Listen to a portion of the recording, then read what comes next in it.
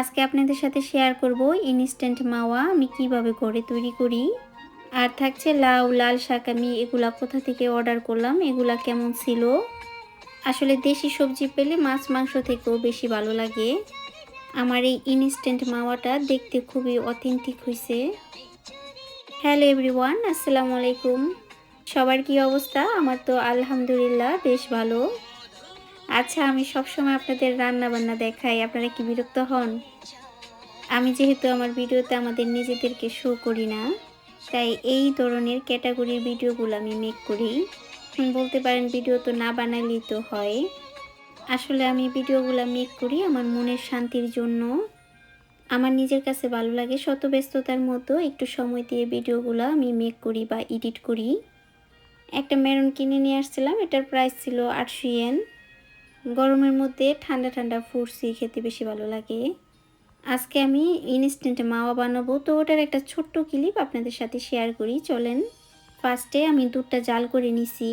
এর মধ্যে দিছি অর্ধেকটা বাটার আর গুঁড়া দুধ। দুধ ঘন হয়ে আসলে পাতিলার মধ্যে খুব তাড়াতাড়ি লেগে যায়, তাই এটা কন্টিনিউয়াসলি নাড়তে হবে। আর দুধটা যেন পোড়া না লেগে যায়, 1 মিনিটের জন্য সরা যাবে না। দুধটা নিচে লেগে গেলে একটা এক্সট্রা স্মেল আসবে, প্লাস খেতেও ভালো লাগবে না। তো এটা কন্টিনিউয়াসলি নাড়ার উপরে রাখতে হবে। লাস্টের মধ্যে আমি একটু কেওড়া জল দিছি, প্লাস একটু ঘি দিছি। এতে করে একটা খুব সুন্দর গ্রান আসবে। তো এরকম স্ট্রাকচার আসলে নামিয়ে ফেলতে হবে। প্রথমে আমি একটা বাটিতে এটা সেট করে নিব। এটার সুন্দর একটা শেপ আসার পর বাটি থেকে তুলে ফেলতে হবে। বেশিক্ষণ রাখা যাবে না, তাহলে বাটিতে লেগে যাবে। হালকা একটু গরম এখনও আছে, তো আমি এটার সাথে সাথে র্যাপার দিয়ে রেখে দিব। এই মাওয়াটা ইনস্ট্যান্ট হলে কি হবে, কালারটা কিন্তু দেখতে অথেন্টিক আসছে। দুধটা একটু ঘন করে জাল করে নিলে এরকম কালারটা আসবে। এটা আপাতত এভাবে রেখে দিব, ঠান্ডা হওয়ার পর ফ্রিজে রেখে দিব। এখন এখানে আমি একটা পুর বানাবো। এর মধ্যে পেঁয়াজ আর আলু বেশি করে দিছি। তো ফ্রিজে লেফট ওভার জুড়া মাংস ছিল, ওটা এটার সাথে অ্যাড করে দিব। আলুটা দিলে বেশ ভালো লাগে খেতে, একবার হলো ট্রাই করতে পারেন।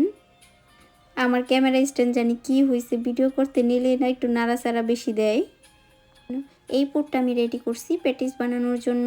সবসময় তো চিকেন দিয়ে আর পেঁয়াজ দিয়ে করা হয়, তো আজকে একটু ভিন্নভাবে করব। শাওয়ার দেওয়ার পর নামাজ পড়ে আমি প্যাটিসটা বানাতে নিছি। বাচ্চারা এখনও স্কুল থেকে আসে নাই, ওরা আসার আগে এটা আমি রেডি করে ফেলবো।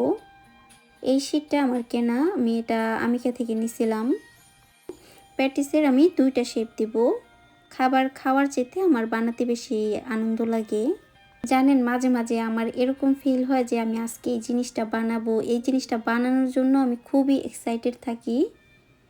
এটা হইতে পারে যে কোনো জিনিস। জীবনের প্রতিটা কাজ খুব সুন্দর করে আগ্রহ নিয়ে করছি। এই কারণে না মানুষ আমাকে খুব সহজভাবে নেয়। এই কাঁটাটা দিয়ে আমি সাইডগুলো একটু ডিজাইন করে দিব। এই কাঁটাটা দিয়ে অন্য একটা ডিজাইনও করা যায়, তো আমি এটা এই পারপাসে ইউজ করব। আর আজকে আমি এই প্যাটিসের ওপর কোনো তিল বা ডিম ব্রাশ করব না, একেবারে নর্মাল বানাবো। আমি এই প্যাটিসগুলো এয়ার ফ্রাইতে করে নিব।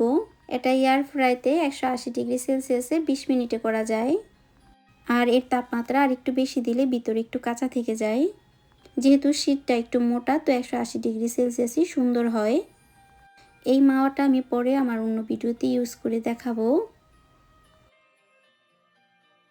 তো প্যাটিসগুলো দেখতে এরকম হয়েছিল।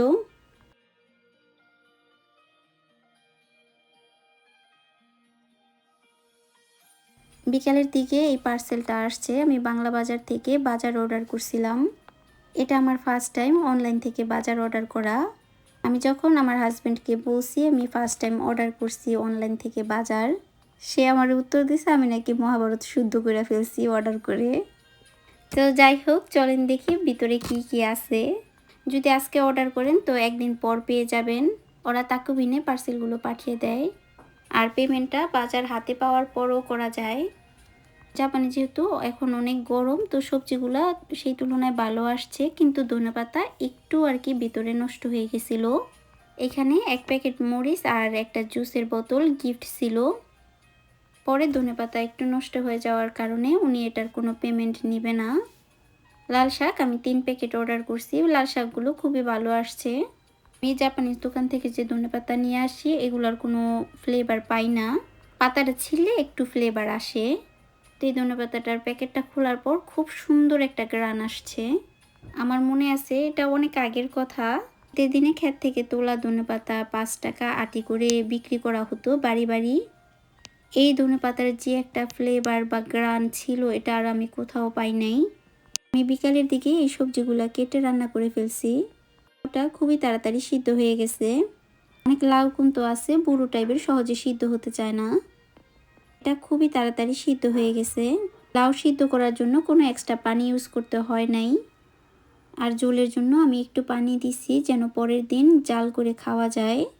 লাউ কিন্তু পরের দিন মুড়ি দিয়ে খেতে বেশ ভালো লাগে। লাউ কিন্তু ইলিশ মাছের মাথা দিয়েও বেশ ভালো লাগে। ইলিশ মাছও অর্ডার করছিলাম, গরম দেখে ওটা আর কি দিতে পারে নাই। আনু দুটা অর্ডার করছি মিষ্টি বানানোর জন্য। এই দুধটা কেমন 2টা আপু জিজ্ঞেস করছিলেন। এটা দিয়ে মিষ্টি বানালে অবশ্যই দেখতে পারবেন। পাকা আম ছিল 1 প্যাকেট, তার থেকে আমি 4টা খালি অর্ডার করছি। আমার বাজারের পেড়া তেমন নেওয়া লাগে না, যত মশলা আছে সব দেশ থেকে দেয়। আর চিকেন তো এখন অ্যাভেলেবেল, জাপানিজ দোকানেও হালালটা পাওয়া যায়। আর এর মধ্যে গরুর মাংস আমরা এক জায়গা থেকে অর্ডার করে নিই। তো যার কারণে বাংলা বাজার নিয়ে আমার তেমন একটা পেড়া খেতে হয় না। তো এই প্রথম আমি নিজের থেকে অর্ডার করছি। আমার কাছে মনে হয় কি আমার হাজব্যান্ডকে ছাড়া কিছু করলে ওই জিনিস খারাপ হয়। কিন্তু এই সবজিগুলো খুবই ভালো ছিল, চাইলে আপনারা অর্ডার করতে পারেন। আর দেশের সবজি যেন বিদেশের বাড়িতে এক টুকরো স্বর্ণ। লাউ রান্নায় তেল মশলা কিন্তু কম দিতে হয়। লাস্টে আমি বেশি করে ধনেপাতা দিছি। আর ধনেপাতা দেওয়াতে না এটার টেস্টটা খুবই খুবই খুবই ভালো হয়েছে। ছিল আমার আজকের ভিডিও, আশা করি সবার ভালো লাগছে। আবার কথা হবে নেক্সট ভিডিওতে। আল্লাহ হাফিজ, আসসালামু আলাইকুম।